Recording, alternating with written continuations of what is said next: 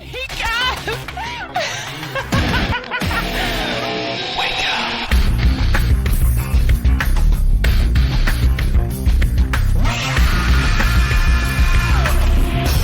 Wake up. I'm not psycho. Wake up. And welcome to another edition of the Wake Up Late with Dougie show. We're back after a little trip on the road. I was on the road. That's right. Actually, I flew and then I drove a bit, so it was a little bit of both. But I was in the beautiful, beautiful cities of Tulsa and then Wichita, which I'm a hot commodity, by the way. And one of our guests today will be able to basically vouch for that. Joining us today are my guest, Steve McGrew. Hello there. What's up, buddy? What's going on? And Spiro Siavelis. Let me get us all in here. We're all in the Zoom meeting here. What's up, Doug? Now, Spiro, Steve and I worked together in Tulsa a week ago, a little over a week ago. And I have never had more women try to bang me in 1 week. Why? What happened? Thanks, buddy. Well, here's the deal. The show was so good, it made him look desirable. Yeah. Whoa. All right. Spiro's like, holy shit, he must have been crushing. Yeah, the women were like, we need to get Dougie and roll him and flour and find the straw that sticks out. I mean, it was unbelievable. And I guess, like I said, obviously in South Beach, I'm a 2.5, but in Tulsa or Wichita, I'm a 9.9. Who hasn't told that? I always used to say when I played hockey, a 2's a 10 on the road. So there you go. But now, that's right. You're a hockey player. You still play a little bit, right? A little bit, like the adult league, the beer league, past the glory days. Well, I got to compliment you for being anything physical, because I used to be a collegiate soccer player. I was a pro Muay Thai kickboxer. I've been in all of that. And now I actually almost died having to run from gate C to gate A last night when I flew in from Wichita, from Dallas. I landed in Dallas and I had 10 minutes to make it. And aging is only good in whiskey. Yeah, let me tell you something. I was no hockey player. I was no soccer player. I was a man huffing for wind, trying to get to gate C. There's the title of your next comedy special, Huffing for Wind.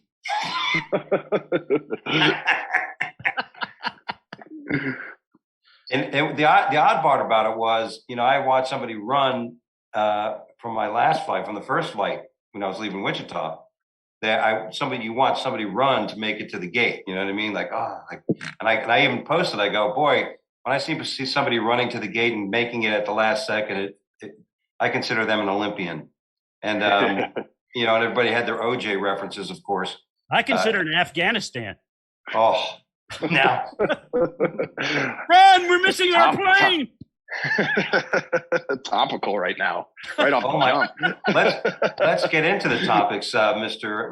Mudflap. I'm sure to your glee, you're watching this travesty unfold with the misguidance of our president and how we felt this will not be Saigon, and watching those poor people fall off that cargo ship, that cargo plane. I mean, what?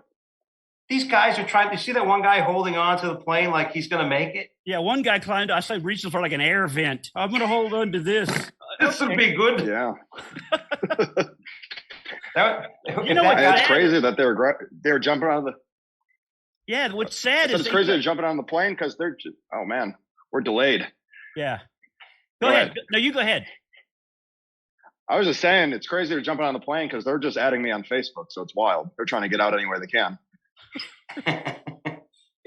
He's correct. It's like, if whoever makes it, if one of those guys make it, they really need to audition for American Ninja. You know what I mean? Because when you watch them people hold on, I do this now just for my back. I hang from the thing just to see if I could get my spine stretched. And I can only hold on to that thing for like 5-10 seconds at the best.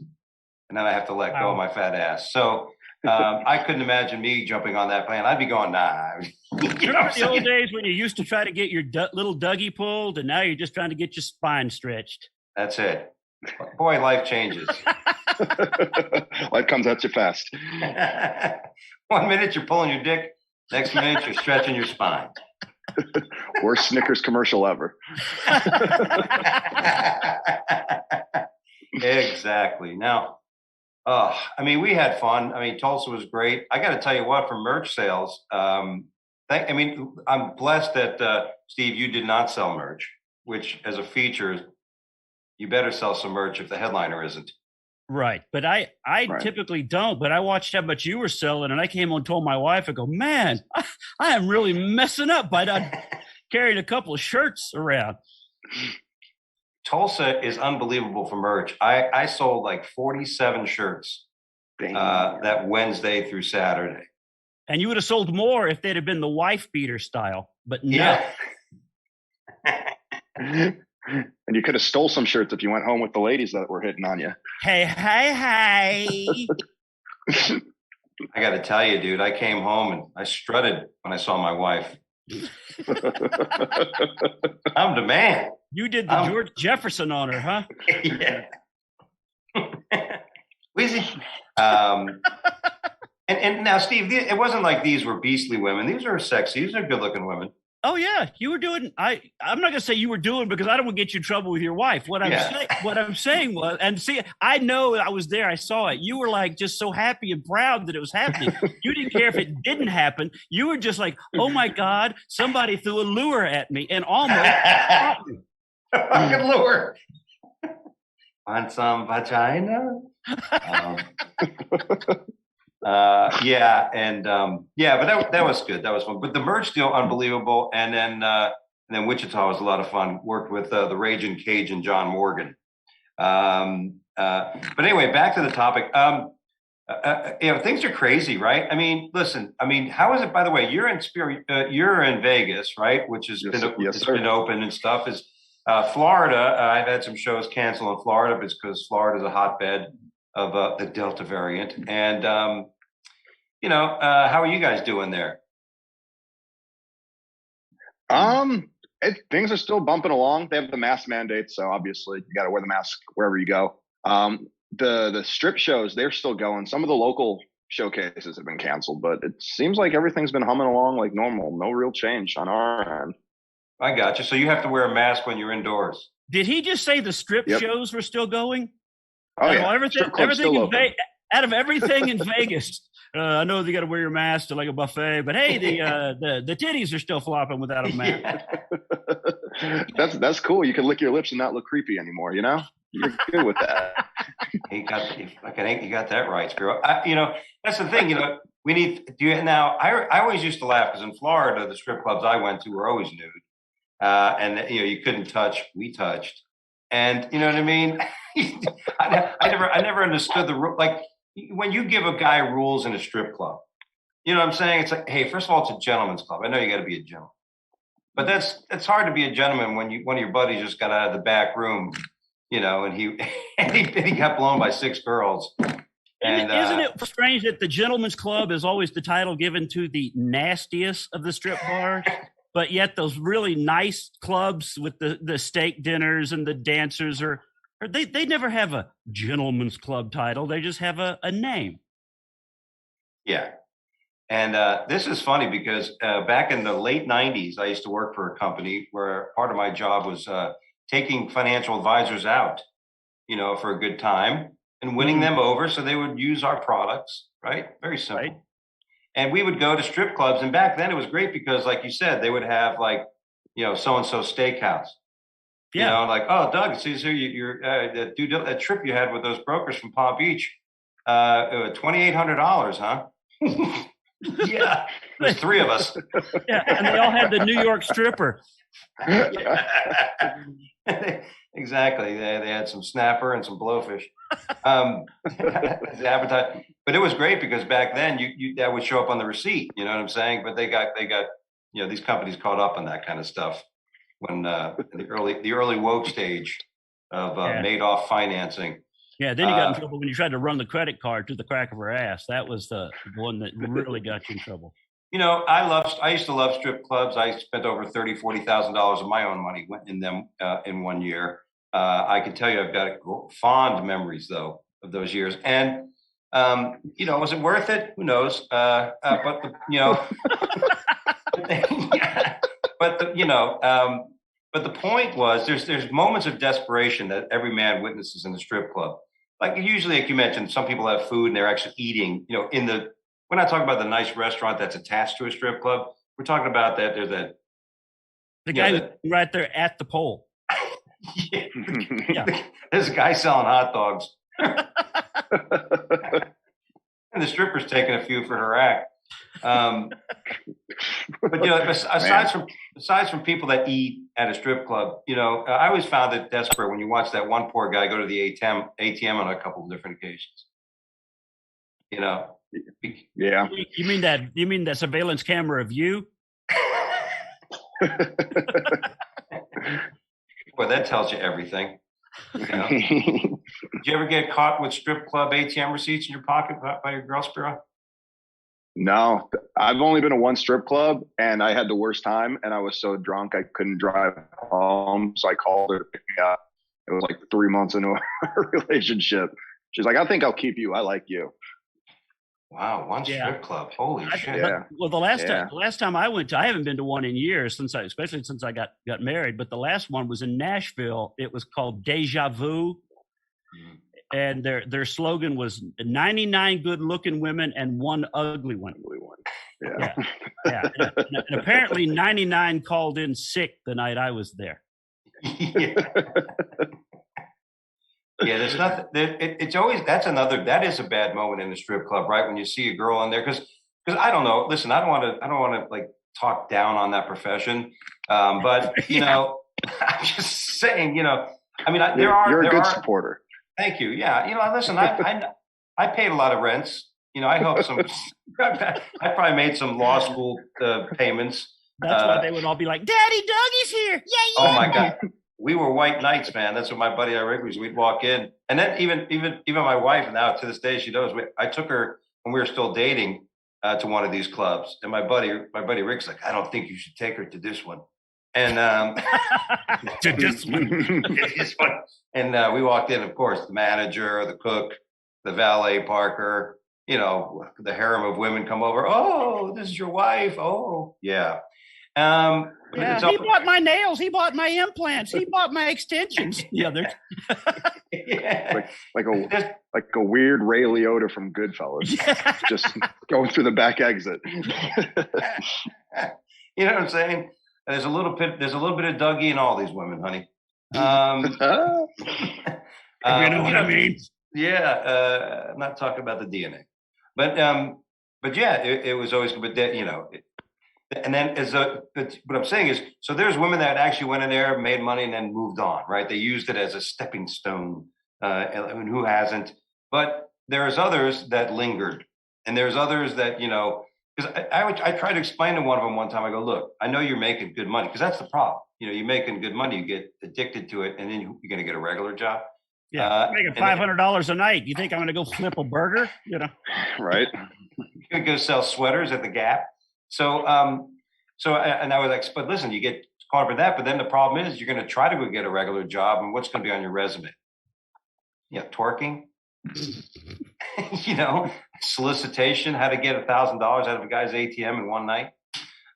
You have a gap of employment here of about 10 years. What were you doing during this time? Why is there self-employed marketer? Yeah. Self-employed daily marketer. Why is there glitter on the app? I was working the Gap, the thigh gap. I guess if they were smart, they could do the same thing I did with the tax situation by calling it Rachel's Steakhouse. You know, what did you do at Rachel's Steakhouse? Were you a chef? Were you a waitress? Were you a no? I was a titty dancer. I was a server. That's what blew the roof off the whole Bernie Madoff tax filing statuses of our business. Well, at any rate, enough about strippers. Let me ask you this, because this came up. I've been on the road a bit, but what's the most annoying habit somebody can have that's near you or around you, you're spending time with? Well, for me, it is a comic that is on the entire time. That you can't just like you and I had a great time together. We hung out, we joked, we watched old trucker TV shows. Oh my God. And we just enjoyed it. But when you're hanging out with somebody that's just doing their act or trying something new on you, or just you're like, please just shut that up. Have you ever had somebody like that just didn't? I mean, like it just bugged the shit. Like you had to share a space with, and you're like, even if it's just in the green room, right? Like, I don't know. I mean, I'm newer in the game, so I always learned, be the fly on the wall. Don't be the person talking. If you're in that situation, right? When you're around a headliner or somebody, you have to be sharing the room and sharing the space with a true pro. Hey, so what do you do? How do you do? And you like to fish? You know what I mean? Right. What do you do? I stay quiet. I'm a quiet person. I chill. I relax. I'm kind of the same way that I don't like people that are on all the time, or I don't like people that they don't work whatever club you're working, but they just kind of linger, but they try to tell you how everything works everywhere. It's like, just please leave me alone. Like, just go somewhere else. Go talk to somebody else. Unsolicited advice. Unsolicited advice. Yeah, didn't we talk about this, Steve? But getting unsolicited advice from an open micer. Oh yeah, yeah, we did. We did. Yeah. Here's what I do when I work this room. You're like, yeah, okay, all right, whatever. Yeah. This is my home. Sure. This is my home club. So listen. I've never done more than 4 minutes in here, but trust me, they're always great. Midnight show on a Tuesday. That's how you really get them. Yeah, I remember one time I was working with Jim Florentine, and this young comic came up to me and he goes, "Hey, I'm gonna go ask Jim. I got some tags for him." I'm like, "Don't." And he goes over to him, and Jim's like, "What? You got tags? What are you, a rookie?" That kind of stuff. I like it when an audience member does that. Somebody did that to me in Tulsa. Called over and said, "I really thought you were going to make a callback to such and such," and I went, "Dang, thank you. That's not a bad I do appreciate it. Okay, doesn't matter to me, but I appreciate it when somebody is paying enough attention or likes you enough to want to share something like that, but just not from an open micer. Yeah. Yeah, I'm the same way. Like if they come up and it's specific to my set with a tag or something, cool. But when it gets that weird, like I have this weird story about how I almost rolled over and died in a ditch. You should probably use it in your skit somewhere. Then it gets weird. But if it's pertinent to me, then I'm good with it. Yeah, I always tell them, "Hey, I already got a bit I'm working on about rolling into a ditch." You know what I'm saying? That happened. One of my wife's friends gave me a funny punch for some joke. I used to say one thing, and she's not a comic. She just came up and she said that. And I'm like, I'm going to try that next time. Absolutely. Have you ever been given that advice and that's still part of your act? Like where somebody said, "Hey, now you're going to use that, Steve? You're going to use that tag now in that part of the joke?" Yes, I have definitely done it. And I still do that for a couple of jokes. So yeah, I'm up for it. Like on Twitter, I don't know if I told you that I use Twitter a lot of times to build my act, because I think of a joke or a punchline and then I write a bit to go with it. That's the way okay, I know what the joke will be. I just need to turn this into a longer bit. So a lot of times I'll go through my Twitter feed and people will post something and I'm like, stealing it. And they're like, "You're welcome. Glad to help." I mean, is it stealing? It isn't. These are people adding to your, right? I mean, right. I think they know they know I'm a comic. They know what I'm doing. And they've never been like, what? No, it's That's what I love about you, dude. The fucking expressions. What? Well, if you worked with me, you know that 90% of my act is acting it out. No, it was fucking, there's always that one night. It was great because I can't remember what night it was, but it was like, it was a slow night. Where is it? Was it the early show, late show Friday? Late show Friday. Yeah, and it was just really light, and it was a weird crowd. And it's one of those moments like, Spiro, you're sitting there, just trying to get through and bulldozing and trying to just go through your set. You're not getting discouraged, trying to keep the timing. whatever. And then fucking Steve goes up. You're like, fuck, it wasn't the crowd. It was fucking me. I mean, the most depressing feeling ever. Yep. So, you're sitting there going, fucking people, what's the matter with him? And he goes up for the first 30 seconds. But that's what happens, right? I mean, isn't that a great experience? Now you were in Chicago, right? Spiro, you were in Chicago last weekend, right? Yeah, I was there for 2 weeks. It was good. Oh, nice. Which club in Chicago? I did Zanies in Chicago, and then there's a new one out in the suburbs of Bolingbrook called CG's. It's about like a year old. They opened right before the pandemic, so yeah, I used to work Zanies a lot, and now I can't get. It's Bert still doing it, right? Bert Haas. He retired. I think Bert left. I think he left. Maybe right that's why. Maybe that's why I'm not getting replies to my emails. Holy! I'm like, why didn't Zanies call me back? And the guy from the Chicago, because I think Rosemont and Chicago now they have separate like bookers and managers, and I think the one from Chicago just left the day after I worked there, so they're going through all sorts of crazy transitions over there. Changes. This change. No more emails. I mean, how bad is that when you're wondering, why isn't this person fucking calling me? They retired 2 years ago. You dumbass. I guess that explains. But Dougie, that's what I was telling you before.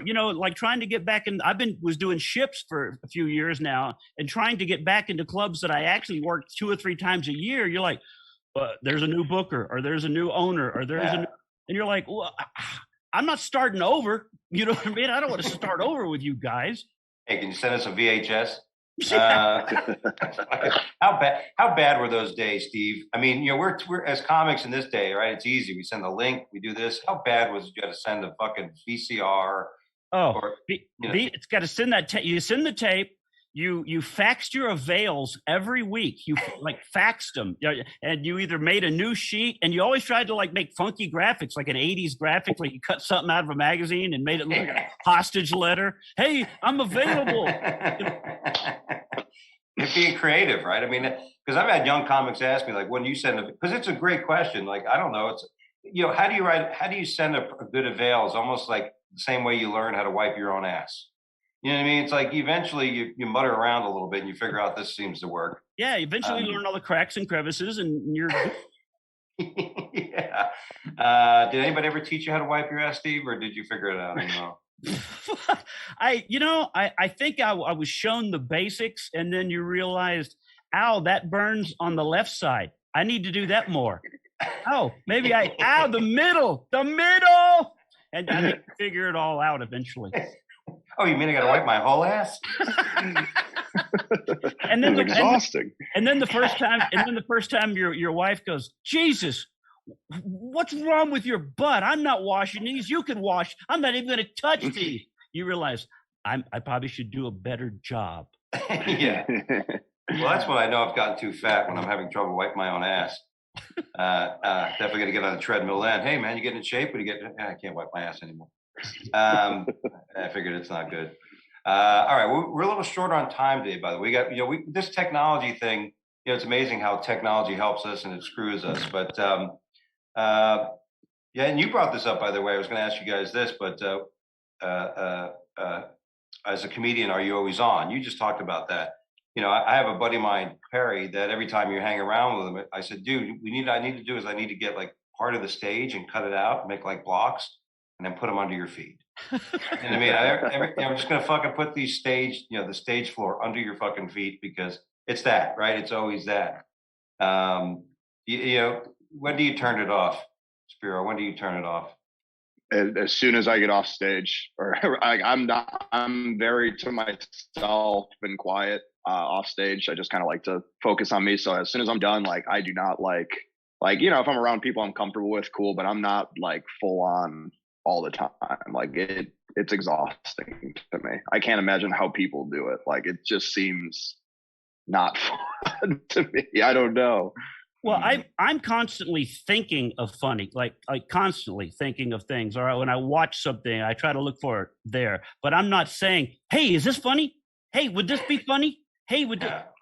I'm constantly like working it and storing it or jotting it down into my phone. But that's my process compared to you're nodding. So you understand those guys like, Yeah. hey, I just thought of this. You think this would work? Hey, how about this? Shut up. That works. Yeah. And I mean, you're right. I mean, you're always, because I've noticed, for the years I've been a financial advisor, I'm a fiduciary for years. And being a comic, like the days are different. Like as a fiduciary, I wake up thinking about interest rates, what is China doing? What are the pre-markets doing? What's the global sentiment, blah, blah, blah, blah, blah, all this shit. But as a comic now, I'm waking up going, what's funny? What's funny? What's funny today? I gotta find funny somewhere. Oh, wiping my ass. No one taught me that. Oh, I'll talk about that in the podcast.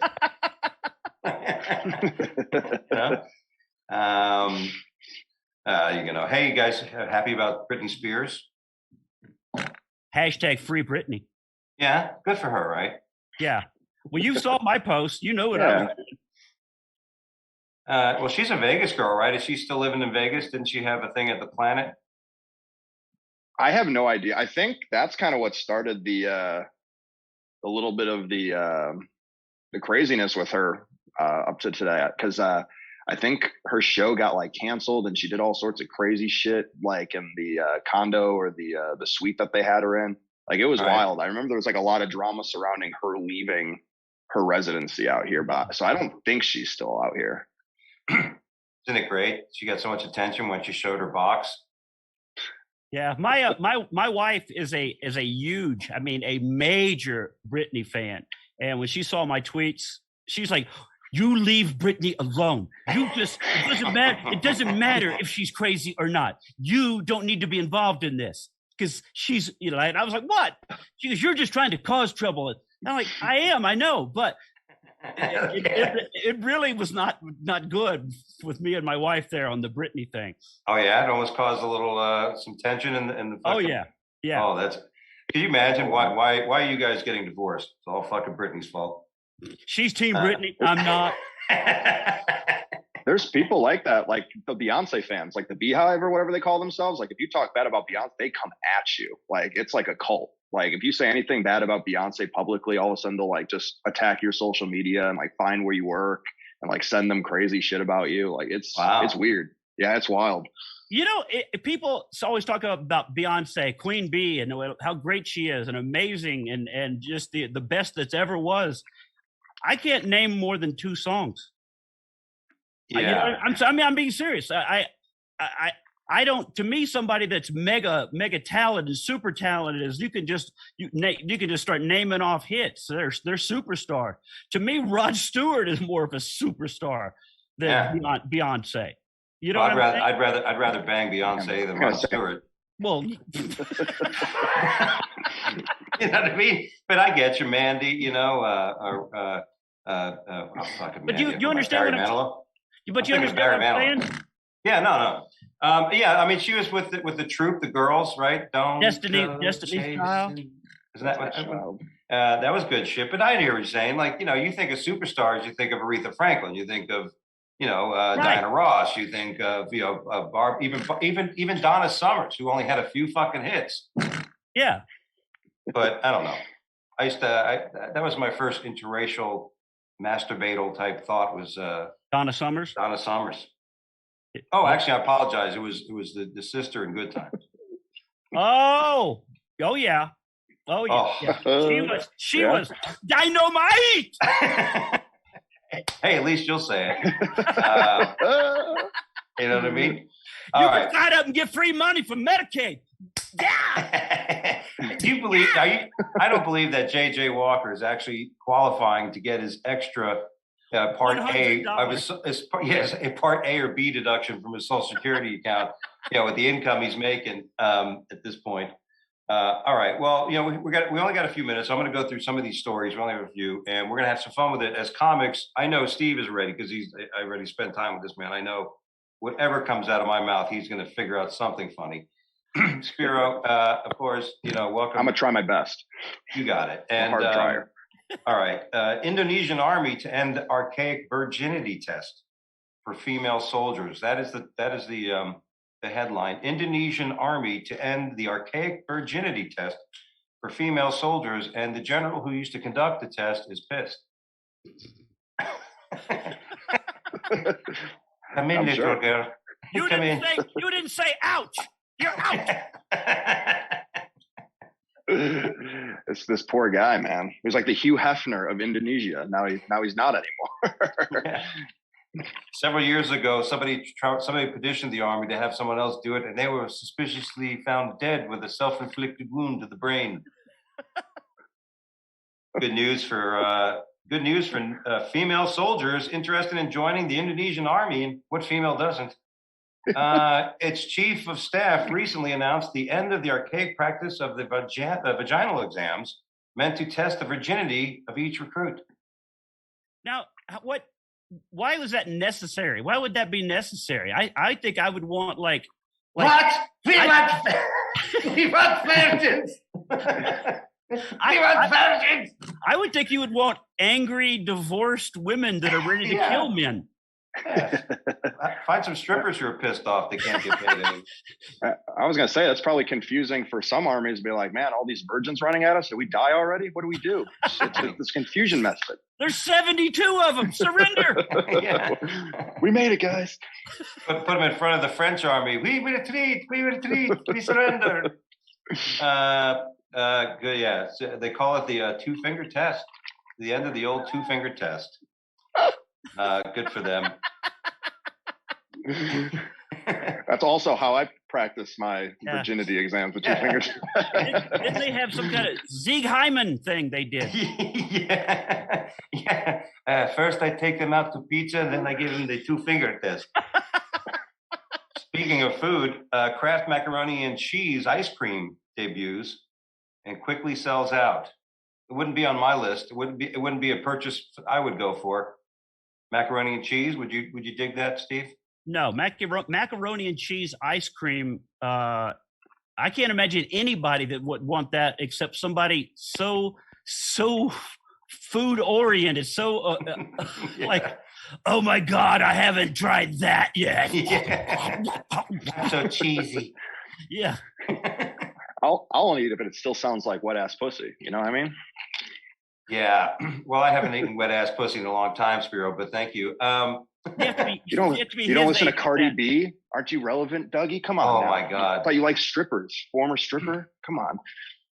Now, Isn't that odd? Is Cardi B, and I'm going to show my ignorance, is Cardi B named after Bacardi rum? Is there some connection to that? Because yes. Cardi B, Cardi, there he is. That's exactly why. She put the B so she doesn't get copyright infringement on it. It's exactly the reason why. What? Wow. I had no idea because I don't care, but I always thought there was some reason.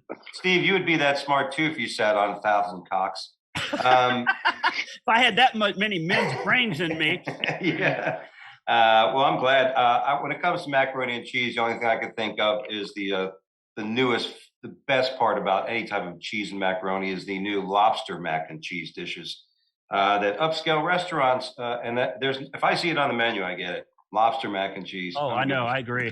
You can't, right? I mean, it's some of back the best. that lobster up.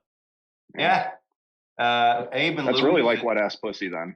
Yeah. You got the seafood in there, you got the smell, you got the aroma and the sound. It's all an experience. See, now you're talking. Now you see this is when you know you're old, when you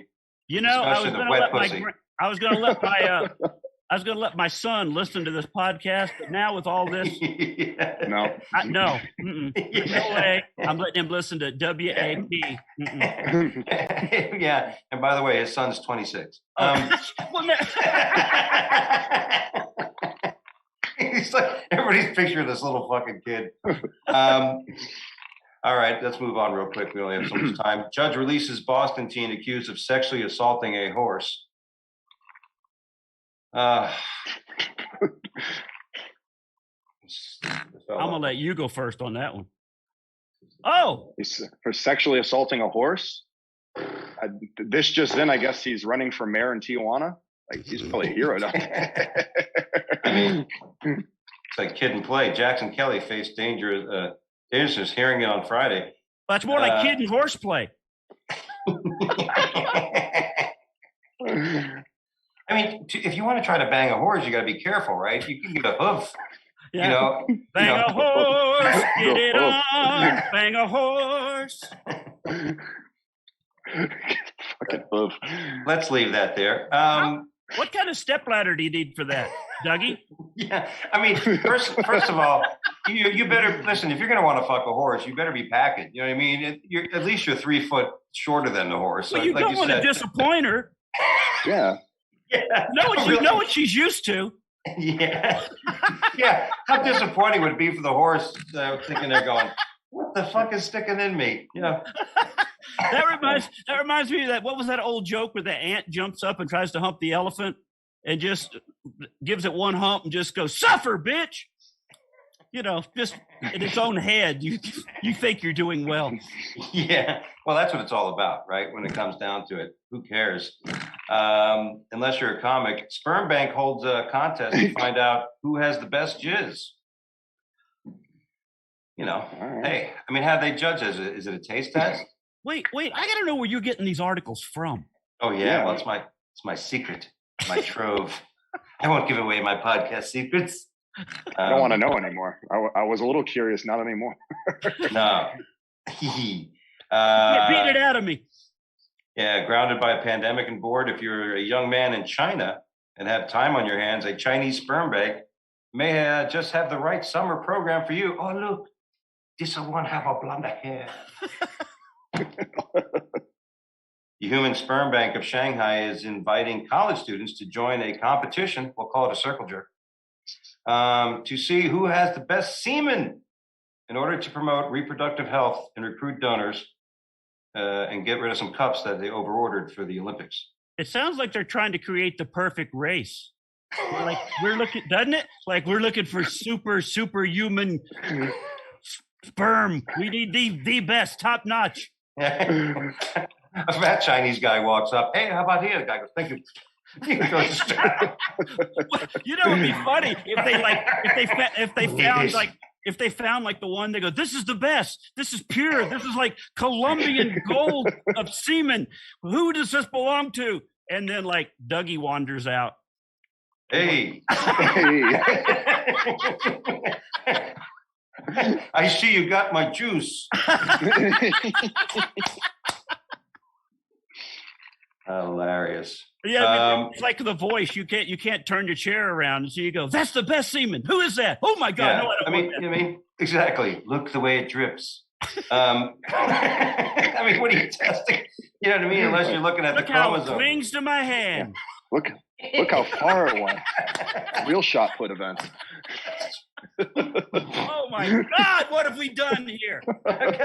Yeah, hold on a second. We have to have the Spider-Man test. All right. We got. What a fun-packed show this is. Man's handwriting was so bad, Eastbourne bank staff didn't know he was actually trying to rob them. You want a rubber dank?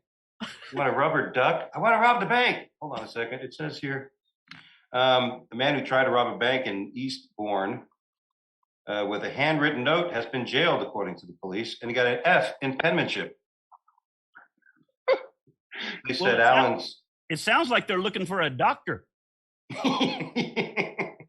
Yeah. Are you trying to rob a bank, or did you just write me a prescription for Xanax? Yeah. How bad of a bank robber are you where they're bashing your handwriting? Like they're like, we have to make sure everyone knows what an idiot this guy is. Well, that sounds like a millennial trying to describe the bank robber. His handwriting was terrible. Absolutely. Can you absolutely the bank robber? His handwriting was disgusting.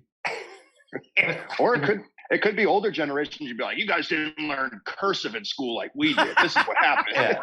Can't even run banks right. What is everything in bold print? What are you mad at somebody? Yeah, actually, he probably got caught when he brought the brought the security guard over. I'm going to bring the security guard over here. Oh no, can we get somebody else?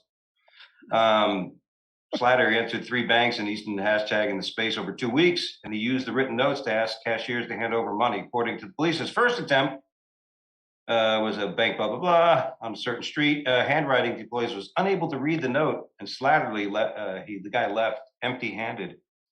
So listen, if you're going to be a bank robber, kids, be sure to practice your penmanship. Well, maybe he was robbing a sperm bank and he was jerking off. It was just his handwriting was shaky. Yeah.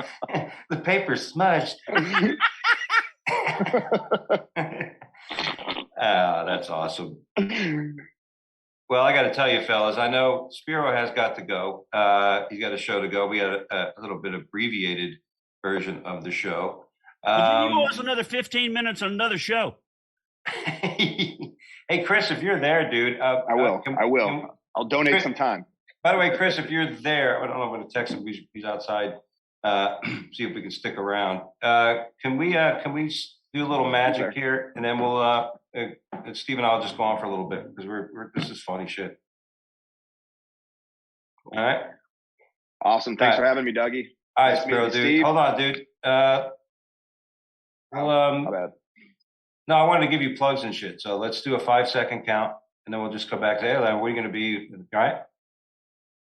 All right. Ready? All right, cool. Yes, sir. Ready. Cool. Follow me on any social media. I'm on every and any social media: TikTok, Instagram, Twitter, Facebook, at Spiro in that show. It's my name, Spiro in that show. Just drop me a follow. You'll see where I'll be at. Awesome, dude. And I'll be in Vegas in a few weeks, man. So I'll be, you have a show or something. Hopefully I could be jumping on. We'll go harass some strippers, get some receipts. No. I just go to Asian massage parlors now, dude. That's my thing. Anyway. In Vegas until December. Oh, see? So we're all getting along. It'll be nice then. All right, Spiro, thanks for joining us, buddy. All right, guys. Thank you. Have a great night. Awesome. Yeah, thanks Spiro for joining us. Busy in Vegas, man. A lot of shows going on in Vegas. So those guys are always working. Vegas is, come back to life. It's good to see. I can't imagine Vegas during lockdown. Can you imagine to be like it'd be like a modern ghost town, like an old West town with just newspapers blowing down the street. Yeah, that dude. But dude, when I'm in Vegas, where am I going to be? I'm gonna stay inside. It's hot as shit, especially unless it's in the winter. Yeah, it can get cold. People don't. Oh, you're in Vegas in the winter? Bring a jacket, bitch. Yeah. I froze my balls off one night because I didn't realize it was going to be cold in December. Well, when I go to Vegas, which I love working Vegas. This is one of my favorite things to do, but I don't do anything in Vegas because I don't drink, I don't party, I don't do any, so right. What am I going to go to the pool and get hot and not have something to drink? So I'm not going to be chasing women. So I'm not going to go to the pool and go, hey, how you doing? Kind of sit down and talk to you. I'm not going to do it. So well, you and I have two different reasons for not going to the pool. What is yours? You can't not pee in it? No, I don't want to be the guy with the fat guy at the pool with his shirt on all day. Oh, that guy. Yeah. Yeah. It's like the bald guy who always wears a hat. Yeah. With the $half size dark nipple going through the wet white t-shirt. Yeah. You know what I'm saying?